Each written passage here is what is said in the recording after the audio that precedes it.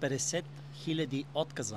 С кого съм тук днес? Емил Цветков. В коя сфера успя да развиеш кариерата си? Продажбите, директни продажби. Много интересно. От колко години си в тази сфера? 15. Това е доста сериозен опит. За тези години, кой е най-важният урок, който си научил за продажбите?